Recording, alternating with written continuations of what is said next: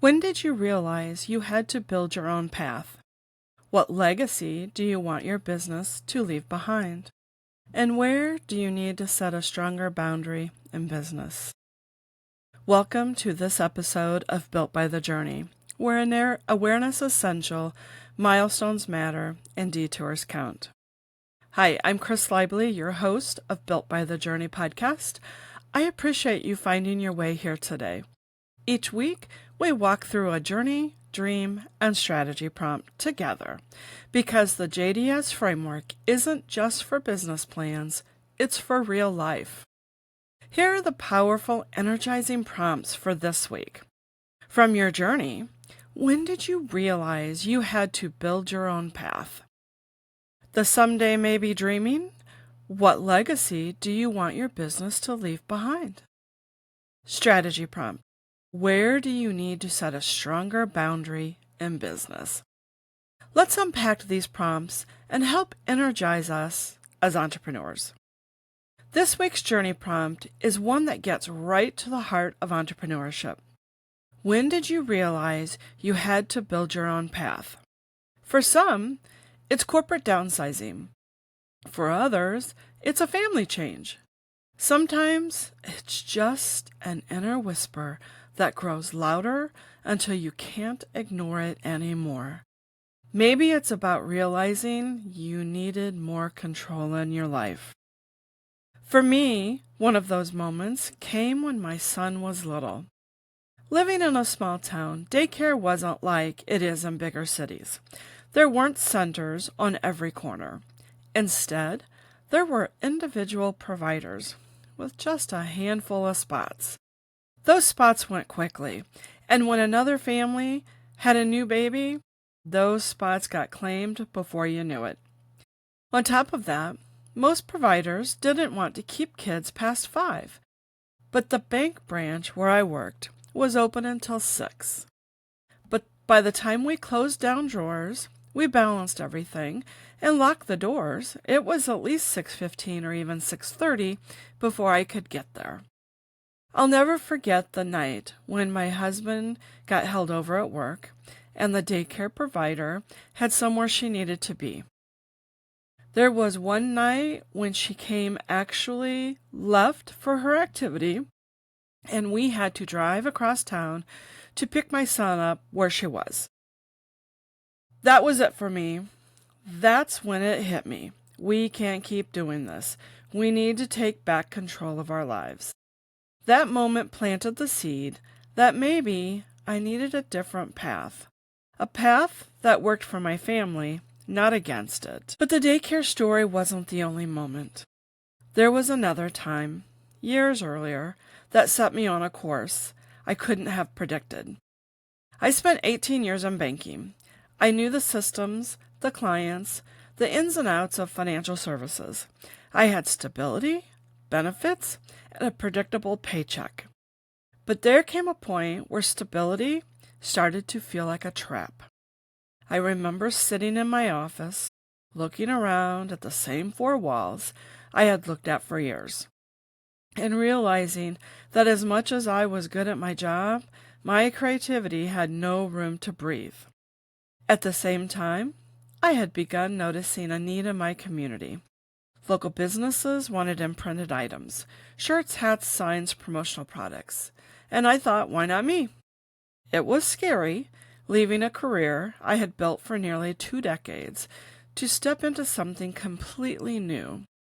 But there was this pull I couldn't ignore. The chance to create something of my own. The day I signed the papers to purchase my first business, the brick-and-mortar imprint shop, was the day I officially said, I'm building my own path. And here's the thing. The banking career gave me skills I still lean on today. Systems, customer service, financial management. But stepping into the entrepreneurship gave me freedom, creativity, and ownership of my time. That shift taught me something I carry into every detour and milestone. Sometimes the safe path isn't really safe at all.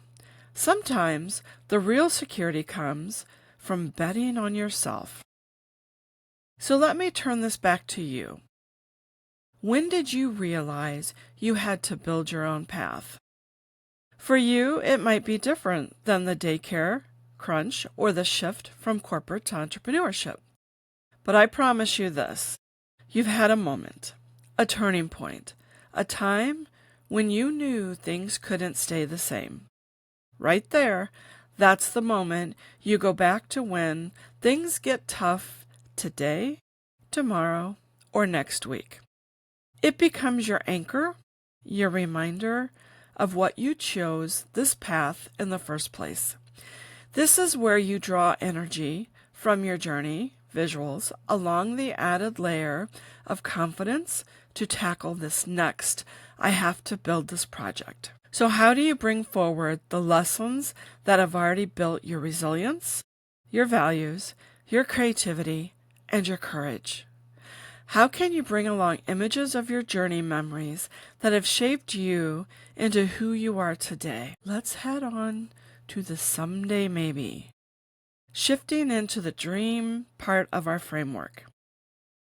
What legacy do you want your business to leave behind?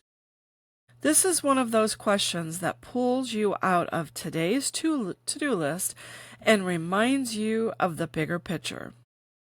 Legacy isn't just about income or accolades. It's about the ripple effect your work leaves long after you've stepped away. I love this question because it forces us to dream beyond ourselves, to imagine what our work could mean for our family, our clients, our community, even people we may never meet. Let me share mine. Living in a small town, I know firsthand how hard it can be to start a business.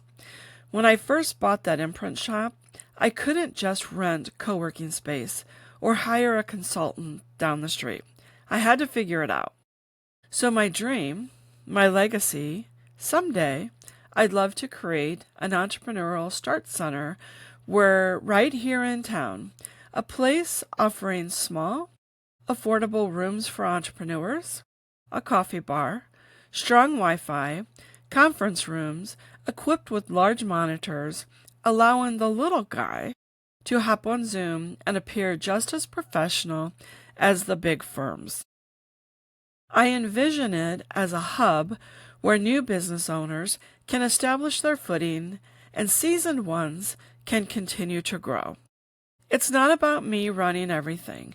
It's about creating a ripple that makes entrepreneurship accessible to more people. Now let me share you a quick story. I once worked with a client who had been running her handmade craft business entirely out of her living room. Every time she wanted to meet a potential wholesale buyer, she had to invite them into her house or meet at a noisy coffee shop.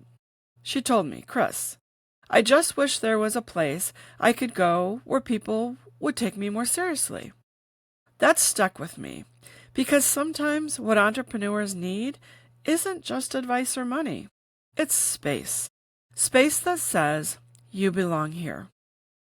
That's why my dream isn't just about what I build for myself. It's about what I can leave behind for others. So let me ask you, what legacy do you want your business to leave? Maybe it's a scholarship fund. Maybe it's creating generational wealth for your family. Maybe it's as simple and as powerful as raising your kids to believe in possibility because they saw you live it. Whatever it is, give yourself permission to dream it, write it down, close your eyes, and imagine it. Legacy is what carries us through the rough days. It's the why behind the why. Let's move on to our strategy prompt. This week is, where do you need to set a stronger boundary in business? This one can be tough because boundaries often feel like saying no. And when you're starting out, saying no feels terrifying. You want every client, every opportunity, every yes. But here's what I've learned. Without boundaries, you burn out. You water down your energy, and you end up building a business that controls you, instead of the other way around. For me, one of the hardest boundaries has been around screens. If I check my phone the moment I wake up, the day is gone. My brain starts spinning with other people's priorities.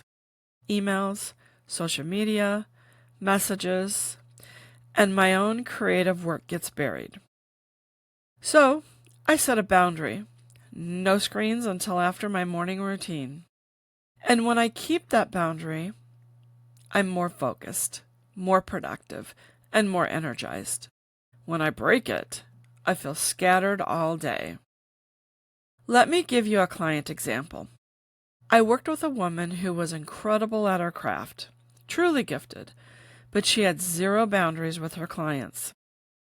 If someone messaged her at 10:30 at night, she'd reply. If a client asked her for something outside the scope of her service, she would do it. She told me, "I'm afraid if I don't, they'll go somewhere else." But what actually happened, she was exhausted, resentful, and her best clients were getting less of her because she was drained from chasing the demanding ones. Once she set a simple boundary, no messages after 7 p.m., and a clear guidelines around what was included in her packages, her whole business shifted.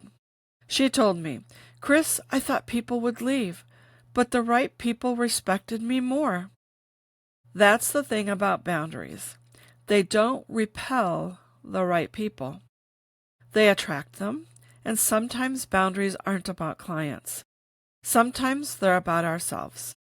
I had a season where I said yes to every networking event, every collaboration, every coffee chat. My calendar looked like a game of Tetris. And you know what? I wasn't actually building anything. I was just running around being busy. When I started setting boundaries on my time, choosing fewer, more intentional commitments, I actually saw more growth because I wasn't spread so thin. So let me ask you, where do you need to set a stronger boundary in your business? Maybe it's with your time. Maybe it's with your availability. Maybe it's with the type of clients you take on. Whatever it is, boundaries aren't walls. They're gates. They protect your energy. They open the door for the right opportunities. My current strategic framework is mornings, routine before screens. I anchor my day in reflection and clarity before I dive into emails or messages. Defined client criteria. I know entrepreneurs I serve best, and I focus my energy there. Protected creative time. I block off hours for writing, podcasting, and building new offers, and I treat that time like an unmovable meeting. Do I get it right every day? No. But the framework gives me something to come back to. It's like the guardrails that keep me from veering off the road.